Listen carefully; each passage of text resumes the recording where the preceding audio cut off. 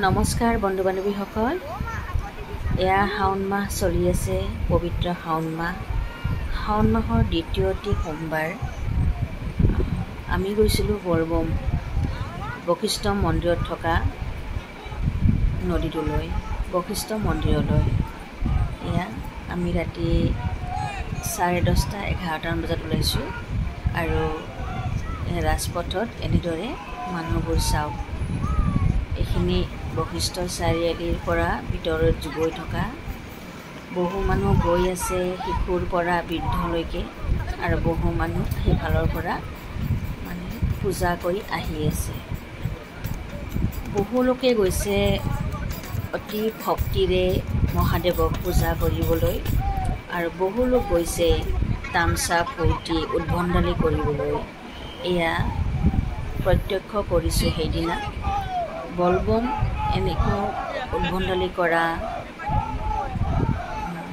পৰ্ব নহয়। বলবমলৈ আহিছোঁ। এয়া বশিষ্ঠ মন্দিৰৰ ৰাস্তাত শাওণ মাহৰ আজি দ্বিতীয়টো সোমবাৰ আমি পূজা কৰিম। আমি আজি বশিষ্ঠ মন্দিৰলৈ আহিছোঁ।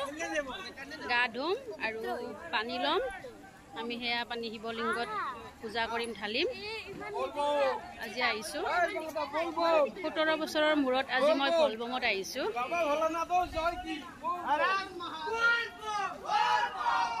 কিবা এটা পবিত্ৰ, ইমান দূৰ খোজকাঢ়ি ঘৰৰ পৰা খালী ভৰিৰে আহিছোঁ।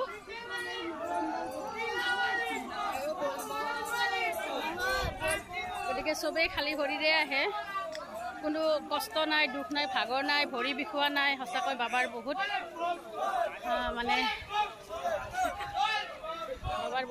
আশীৰ্বাদ, কৃপা।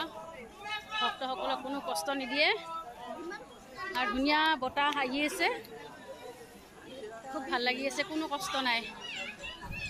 যিমানে বশিষ্ঠ মন্দিৰ ওচৰ চাপি গৈছিলোঁ, সিমানেই আমাৰ অন্তৰত মানে ভক্তিৰ ভাৱ এটা জাগি উঠিছিল। কাৰণ এই বলবমৰ বহুত এটা তাৎপৰ্য কথা আছে, যাৰ কাৰণে এই বৃহৎ উৎসৱটো অসমতো এতিয়া প্ৰচলিত হৈছে।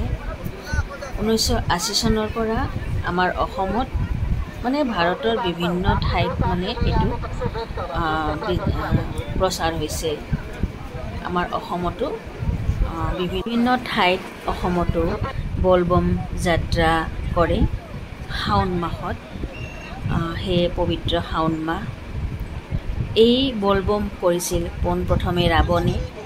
যেতিয়া অকণমান ইতিহাস ক'ব লাগিব, কাৰণ এনেইতো ইমান ডাঙৰ উৎসৱ এটা হোৱা নাই, নিশ্চয় ইয়াৰ ঐতিহাসিক কিবা ঘটনা থাকিব লাগিব।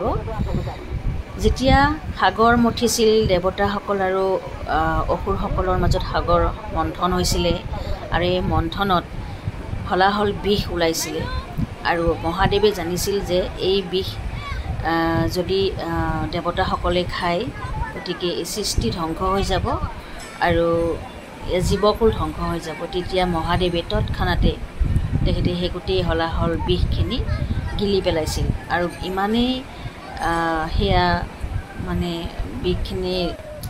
বিষখিনি ইমানেই মাৰাত্মক আছিলে যে মহাদেৱৰ গলৰ পৰাই ইয়াৰ ভিতৰৰ ফালে যোৱা নাছিলে। সেইকাৰণে মহাদেৱৰ এই গলটো নীলা হৈ থাকিল, আৰু যাৰ বাবে মহাদেৱক নীলকণ্ঠ বুলি কোৱা হয়। এয়া আমি বশিষ্ঠ মন্দিৰত অগণন ভক্তৰ লগতে আমিও অকণমান গা ধুলোঁ আৰু শিৱ মন্দিৰত এটা লিংগ বনালোঁ, যিটো পৰম্পৰাগত। আমি সেনেকুৱাকৈ পূজা কৰিলোঁ। ফুল, বেলপাত, আকন ফুল, চাকি, ধূপ জ্বলাই আমি পূজা কৰি পুনৰ আমি গণেশ বাবাৰ ওচৰত পূজা কৰিলোঁ। গণেশ বাবাৰ ওচৰত পূজা কৰি আমি সেই পানী, যি পানী আমি মন্দিৰৰ সেই ধাৰৰ পৰা আমি তুলি আনিছিলোঁ, সেই পানী ৰাতিয়েই আমি তাৰে পৰা আহিয়েই আমি ৰাতি লাইন পাতি বশিষ্ঠ মন্দিৰৰে যিটো শিৱ মন্দিৰ তাত ঢালিলোঁ। এয়া দেখিছেনে, যিহেতু এইটো পৰ্ব বশিষ্ঠ মন্দিৰত যিকোনো নদীত গা ধুই সেই পানী আনি বহুদূৰ অতিক্ৰম কৰি খোজকাঢ়ি ঘৰৰ ওচৰৰে হওক, মুঠতে শিৱলিংগত সেই পানীখিনি ঢালিব লাগে, মুঠতে শিৱলিংগত ঢালিব লাগে। এয়াই পৰম্পৰা। কাৰণ এই পৰম্পৰাটো কৰিছিল প্ৰথমতে ৰাৱণে, যেতিয়া সদাশিৱে সেই বিষখিনি খাই দিয়াৰ পিছত গলটো নীলা হৈ থাকিলে আৰু মানে বিষত জ্বলনিৰ পুৰণিত মহাদেৱ চট ফটাবলৈ ধৰিলে, তেতিয়া ৰাৱণ আছিল মহাদেৱৰ একমাত্ৰ আৰু অতি ভক্ত। তেখেতে ৰাৱণে কি কৰিলে, গংগাৰ পৰা জল আনিলে।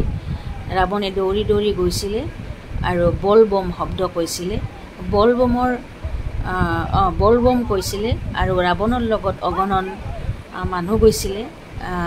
তেওঁৰ ৰাজ্যৰ মানুহবোৰ গৈছিলে ৰাৱণৰ লগত। আৰু ৰাৱণে গংগাৰ পৰা জল আনি সেই জল মহাদেৱৰ মূৰত যেতিয়া ঢালি দিছিলে আৰু শিৱলিংগত ঢালি দিছিলে, তেতিয়াই মহাদেৱৰ সেই জ্বলনি পুৰণি হেনো উপশম ঘটিছিলে। এয়াই পৰম্পৰা বুলি কয়। গতিকে সেই যে বল বম ক'লে, বল মানে আহা, বম মানে শিৱৰ নাম লোৱা, বল মানে আহা, শিৱৰ নাম লোৱা, বম মানে হ'ল এই দুটাৰ অৰ্থ হ'ল, বল বম শব্দটো যে কয় এইটোৰ অৰ্থ এইটো বুলি গম পালোঁ যে বল মানে আহা, একেলগে আহা, বম বাবাৰ নাম লোৱা বা শিৱৰ নাম লোৱা, বল বম যাত্ৰা। এয়া পোনপ্ৰথমে ভাৰতৰ উত্তৰাখণ্ডত মানে উত্তৰ প্ৰদেশত এই বলবম যাত্ৰা আৰম্ভ হৈছিলে আৰু তাৰে পৰা বিয়পি ভাৰতৰ বিভিন্ন ঠাইত এইটো প্ৰচাৰ হ'ল। আৰু এতিয়া 1980 চনৰ পিছত আমাৰ অসমতো বলবম যাত্ৰা হৈ আছে। যিহেতু অসমত আমাৰ ইউপিৰ উত্তৰ প্ৰদেশৰ বহু সংখ্যক মানুহ আছে, তেখেতসকলে এই উৎসৱটো পালন কৰে আৰু লগে লগে আমাৰ তেখেতসকলৰ লগতে আমাৰ অসমীয়া লোকসকলেও বা আমাৰ অসমত বাস কৰা সকলো সম্প্ৰদায়ৰ লোকে এই বলবম যাত্ৰা পালন কৰে। গতিকে এয়াই আছিল বিশেষত্ব। আৰু এই বলবম যাত্ৰা কৰিলে এনেদৰে শিৱৰ মানে লিংগত গংগাৰ জল আনিয়ে হওক, যিহেতু সকলো পানীয়ে গংগাৰ জল বুলি ধৰি লোৱা হয়, আৰু বশিষ্ঠৰ পানী সন্ধ্যা ললিতা কান্তা গংগাৰ পবিত্ৰ জল বুলিয়ে ধৰি লোৱা হয়। আৰু সেই পানী যেতিয়া শিৱ বাবাৰ লিংগত অৰ্পণ কৰা হয় বা ঢালি দিয়া হয়, তেতিয়া বহুত দোষমুক্ত হয় বুলিও জনমানসত পোৱা যায়। গতিকে বন্ধু বান্ধৱীসকল, এইটোৱেই আছিল বলবম যাত্ৰাৰ মোৰ আজিৰ ভিডিঅ'টো। সুদীৰ্ঘ 17 বছৰৰ পিছত মই এই বলবম যাত্ৰা কৰিলোঁ। এনে কিন্তু মেলা চাবলৈ গৈছিলোঁ, কিন্তু বলবম যাত্ৰা কৰা নাছিলোঁ। আজি বলবম যাত্ৰা কৰি মই